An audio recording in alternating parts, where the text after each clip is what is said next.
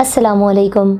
आज जिस मौज़ू पे मैंने बात करनी है उसके लिए मुझे बहुत सारे लोगों ने इनकरेज किया या बहुत सारे लोगों ने मैं कहूँगी रिक्वेस्ट की बिकॉज़ बहुत सारी ख़वातीन जो हैं राब्ते में होती हैं। पब्लिक डीलिंग ज़ाहिर सी बात है मेरा काम है, जिस वजह से बहुत सारी मुख्तलिफ़ न्यूली मैरिड गर्ल्स या वो ख़वातीन भी बल्कि जिनकी शादियों को 30-40 साल हो चुके हैं, ऐसे बहुत सारे लोग मेरे राब्ते में हैं। तो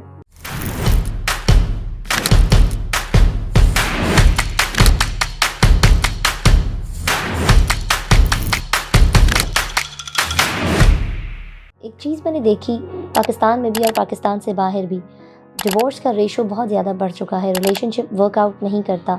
बहुत सारी वजूहात हैं इसकी, लेकिन चंद tips experience plus research basis पे जो हैं वो मैं आपको दूंगी। Number one thing you should have to do, मैं एक रिसर्च पढ़ी थी जिसमें मैंने पढ़ा 777, ये वो हिंसा है, ये वो मैजिकल और डिजिट्स हैं कि अगर इसको आपने अपनी लाइफ में अप्लाई कर लिया तो आपका रिलेशनशिप इतना क्विकली रिवाइव होगा कि आप सोच नहीं सकते। 777 का मतलब ये है कि द फर्स्ट 7 इज़ हर 7 घंटे में अपने लाइफ पार्टनर से, चाहे आप हस्बैंड हैं चाहे आप वाइफ हैं, अपनी लाइफ पार्टनर से एक्सप्रेस करें अपनी feelings.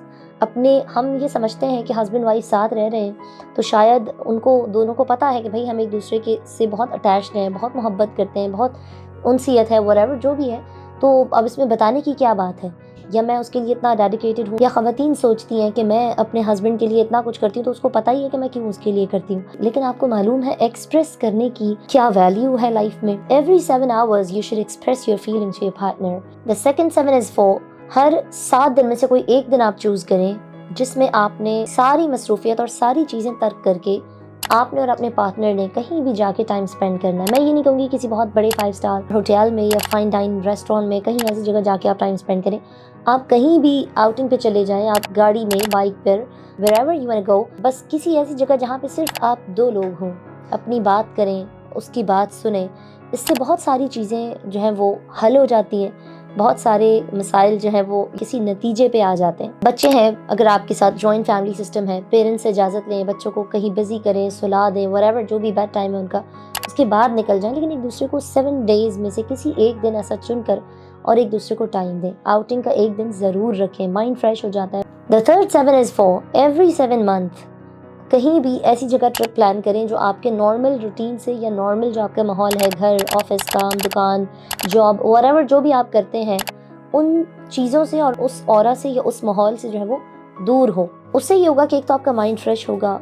The other most important tip is invest in your relationship. हमारे यहाँ मर्द हो या ख़वातीन हो, दोनों ये समझते हैं कि जैसे एक दूसरे की ज़रूरियात या एक दूसरे की ज़िम्मेदारियाँ पूरी कर रहे हैं, मर्द के ऊपर हम समझते हैं फाइनेंशियल सारी ज़िम्मेदारी है क्योंकि वो पूरी फैमिली को रन कर रहा है, वो पूरी फैमिली को सपोर्ट कर रहा है, तो उसको भी ये लगता है कि शायद मेरा यही काम है और मैंने बहुत अच्छे से अपनी फैमिली को हर चीज़ प्रोवाइड की हुई एंड दैट्स इट। जबकि emotional wellbeing is the most important part of your life, या फिर आप ये कह लें कि ये बहुत बड़ी रिस्पॉन्सिबिलिटी है दोनों पार्टनर्स की कि एक दूसरे के इमोशंस को या एक दूसरे की फीलिंग्स को अंडरस्टैंड करना और टाइम देना। हमारे यहाँ प्रॉब्लम यह है कि 9 to 5 काम करने वाला मर्द समझता है, या 9 to 5 जॉब करने वाली या काम करने वाली या घर में टाइम देने वाली खातून भी ये समझती है कि मैंने घर की सारी जिम्मेदारियाँ पूरी कर दी हैं, खाना पकाना, कपड़े धोना या सफाइयाँ करना, ये सारी चीज़ें मैं तो अपनी तरफ से 100% दे रही हूँ, लेकिन हम एक दूसरे को टाइम नहीं दे रहे होते।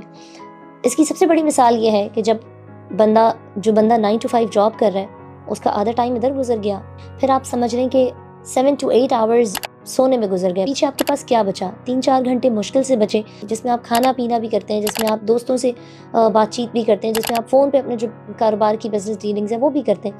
तो उसमें आप एक दूसरे को टाइम दे ही नहीं पा रहे।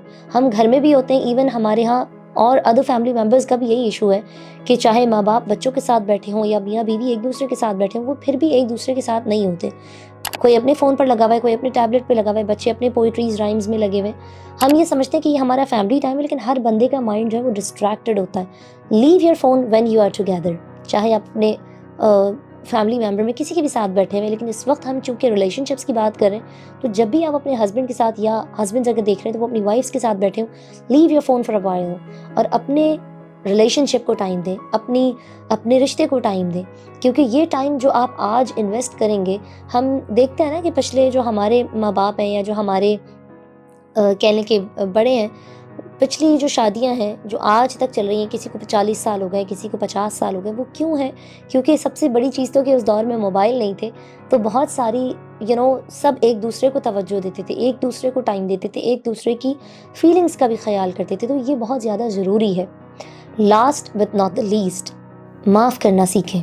ہمارے ہاں رشتوں میں دیکھیں، انسان خطا کا پتلا ہے اور ہر قدم پر سب سے غلطیاں ہوتی ہیں، لیکن ہمارے ہاں معافی کی گنجائش نہیں ہے۔ ہم کسی موڑ پر آ کر ایسے الفاظ مجھے یوز نہیں کرنا چاہیے، لیکن اکثر لوگ ایسے فرعونی صفت اختیار کر لیتے ہیں کہ جیسے ان کے پاس معافی کا لفظ ہی نہیں ہے، یا ان کی لائف میں یا ان کی ڈکشنری میں معافی جیسی کوئی چیز ہی نہیں ہے، جبکہ یہ چیز جو ہے وہ رشتوں کو تباہ کر دیتی ہے۔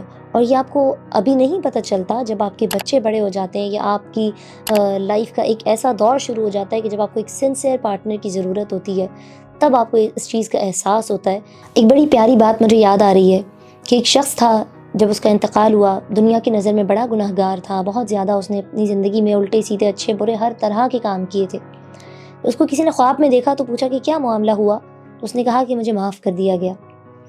تو پوچھا گیا کہ تمہیں کیسے معاف کر دیا گیا؟ تمہاری تو لائف جس طرح الٹی سیدھی تم نے چاہی وہ گزاری۔ تو اس نے بتایا کہ مجھے اس لیے معاف کر دیا گیا کیونکہ میری ایک عادت تھی، میں رات کو سونے سے پہلے سب کو معاف کر کے سویا کرتا تھا۔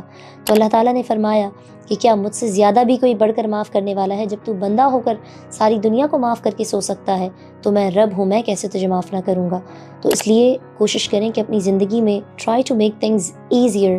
جب آپ رشتوں میں معافی تلافی، معافی مانگنا یا معاف کرنا، دونوں چیزیں اپنے روٹین میں رکھیں گے، آپ کے ریلیشن شپس اور اسٹرانگ ہوں گے اور اس کی برکتیں آپ کو حاصل ہوں گی۔ Keep trying to revive your relationships and do your best.